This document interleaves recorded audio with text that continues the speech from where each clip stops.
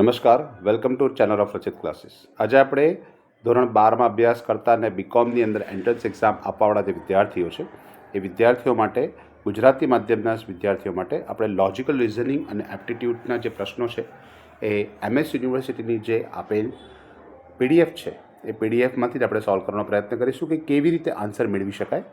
બરાબર છે? તો છેક સુધી બની રહેશો અને જોશો. તો આના સિવાય બાકીના વિષયો એટલે કે સ્ટેટિસ્ટિક અને અકાઉન્ટિંગ સબ્જેક્ટના પણ આપણે MCQ સોલ્વ કરીને નેક્સ્ટ પાર્ટ્સની અંદર મૂકીશું. તો શરૂઆત કરીએ આપણે આજના પ્રશ્નોની અંદર. તો સૌથી પહેલાં આપેલું છે કે ઇયરફોન માર્કેટની કિંમત આપેલી છે. એક ઇયરફોનની માર્કેટમાં કિંમત આપી છે 3580 અને એ ઇયરફોન ધાન્ય ઇયરફોન 3132.8 રૂપિયામાં વેચે છે. તો ડિસ્કાઉન્ટ કેટલા ટકા આપવામાં આવ્યું તે શોધવાનું છે. તો પહેલાં તો આપણે એ ગણી શકીએ કે વટાવ એટલે કે ડિસ્કાઉન્ટ કેટલું થયું. તો બંનેની બાદબાકી કરી નાખીશું એટલે 3560માંથી 3132.8 જે આપણે બાદ કરી દઈશું તો આપણને જે જવાબ મળશે એ હશે 482 રૂપિયા. 428 રૂપિયા. 428 રૂપિયાને 20 પૈસા.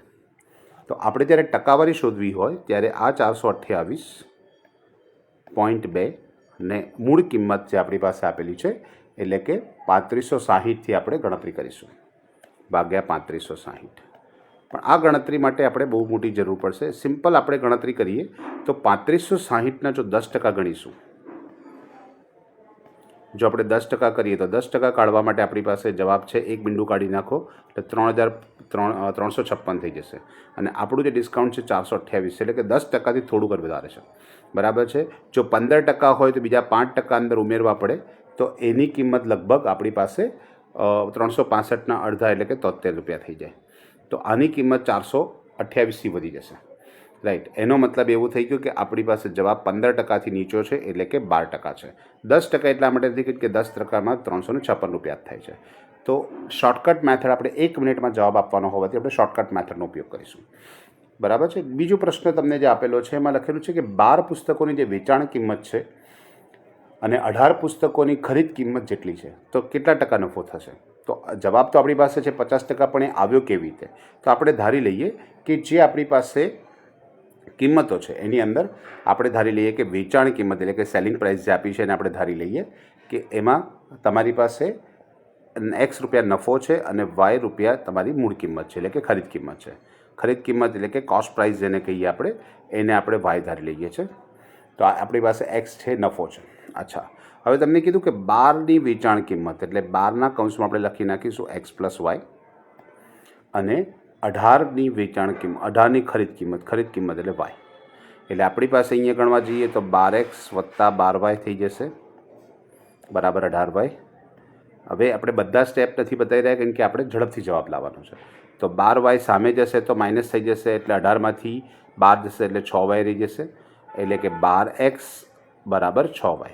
એટલે કે આપણી પાસે જે નફાની કિંમત જોઈતી હોય, નફાની ટકાવારી જોઈતી હોય તો આપણે હંમેશા શું કરવું પડે? નફો ભાગ્યા પડતર કિંમત કરવી પડે. તો આપણે એની પાસે જવાબ મળી જશે. અહીંયા આપણી પાસે શું થશે?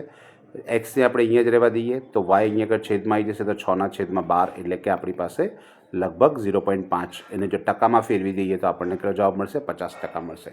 એટલે આપણો જવાબ બી આન્સર જે આપેલો છે 50% આવી રીતે મેળવી શકાશે.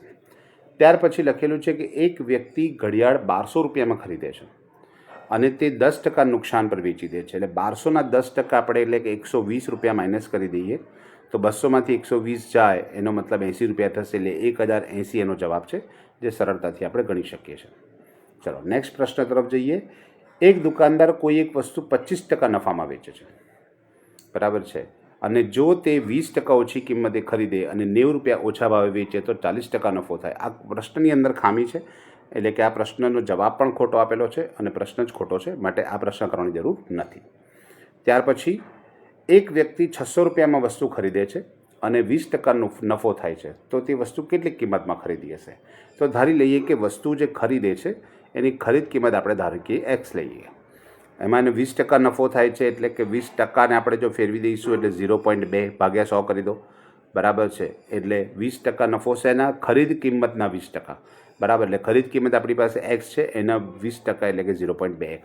એટલે કે આપણી પાસે એમ કહેવાય કે ખરીદ કિંમત વત્તા ખરીદ કિંમતના 20% તમારો નફો બરાબર છે, તો તમારી પાસે કુલ વેચાણ કિંમત મળી જાય છે 600. એટલે અહીંયા આગળ થઈ જશે, અહીંયા કશું નથી એટલે 1 કહેવાય, એટલે 1.2x બરાબર 600. એટલે એક્સની કિંમત આપણી પાસે કેટલી મળી જશે? 600 ભાગ્યા 1.2 બરાબર છે. તો જવાબ તમે ગણતરી કરશો તો એક્સની કિંમત તમને મળી જશે 500 રૂપિયા. એટલે એક્સ તમારી પાસે થઈ ગયું 500. કેમ કે આપણે ગણતરી કરીએ 12 × 50 = મોડે ગણતરી થઈ શકે. તો આન્સર આપણી પાસે આપેલો છે ડી, 500 રૂપિયા. અચ્છા, ત્યાર પછી જોઈએ કે એક દુકાનદાર 600 રૂપિયામાં ઘડિયાળ ખરીદે છે અને 750માં વેચે છે, તો નફાના ટકા કેટલા થશે? તો આપણે હંમેશા શું કરીશું આની અંદર? તો કે આની અંદર આપણે વેચાણ કિંમતમાંથી ખરીદ કિંમત માઇનસ કરી દઈએ. એટલે આપણે કઈ કિંમતમાં વેચે છે? 750માં વેચે છે અને 600માં ખરીદેલું છે. એનો મતલબ નફો કેટલો થઈ ગયો તમારી પાસે? તો કે 750 - 600 એટલે કે 150. અને નફો ભાગ્યા આપણી પાસે ખરીદ કિંમત કરી દઈએ. બરાબર છે, એટલે નફો ટકા નફ મળી જશે આપણી પાસે ખરીદ કિંમત.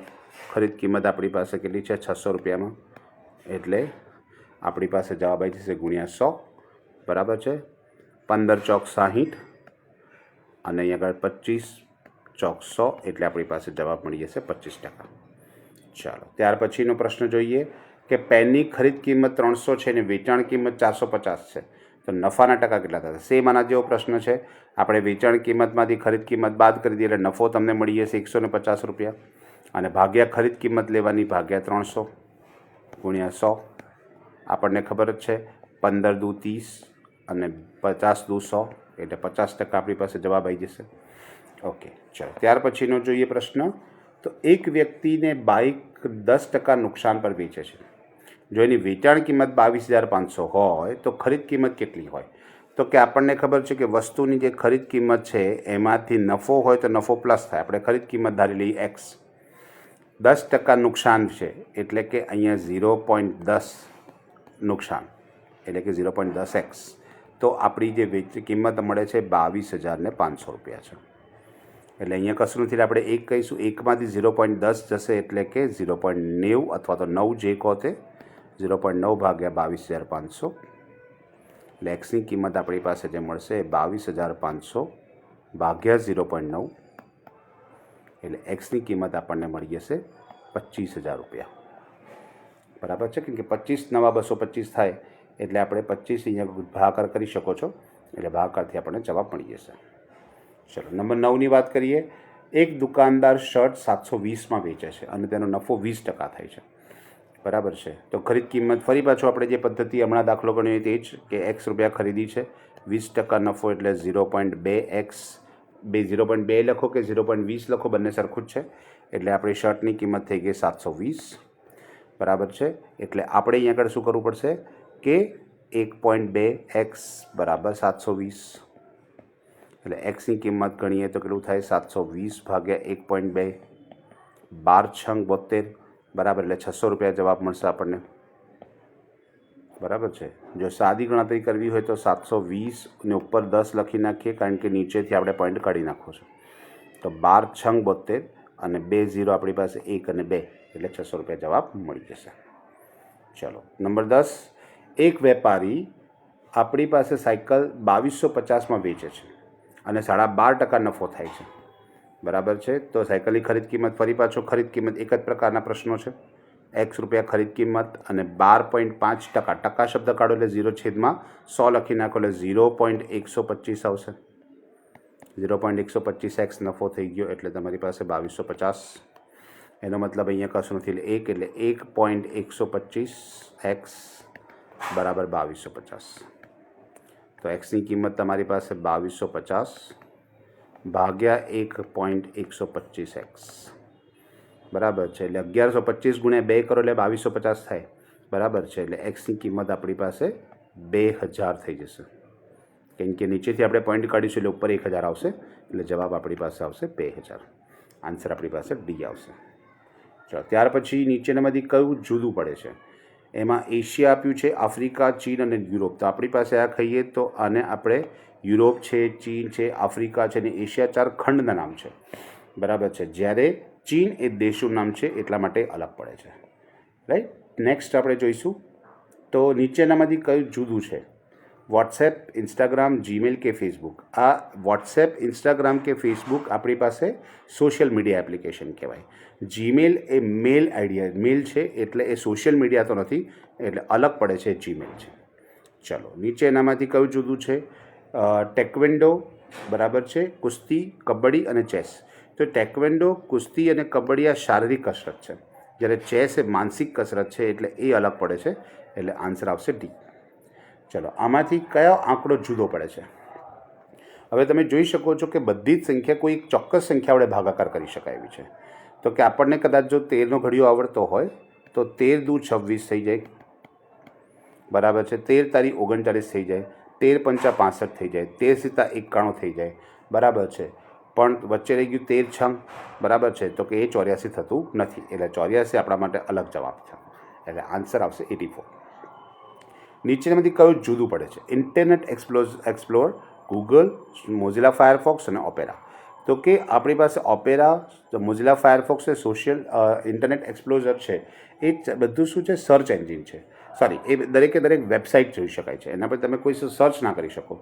જ્યારે ગૂગલ જે સર્ચ એન્જિન છે, બરાબર છે, તો ગૂગલ એ જીમેલ આપ્યું હોત તો બધા સરખા થઈ ગયા હોત, બરાબર છે. જ્યારે આપણે વેબસાઇટ આપણી પાસે દર્શાવે છે, શોધી શકાય છે. ગૂગલ આપણને સર્ચ એન્જિન કહેવાય, રાઈટ? તો એ અલગ છે, એટલે ગૂગલ આનો જવાબ આવશે.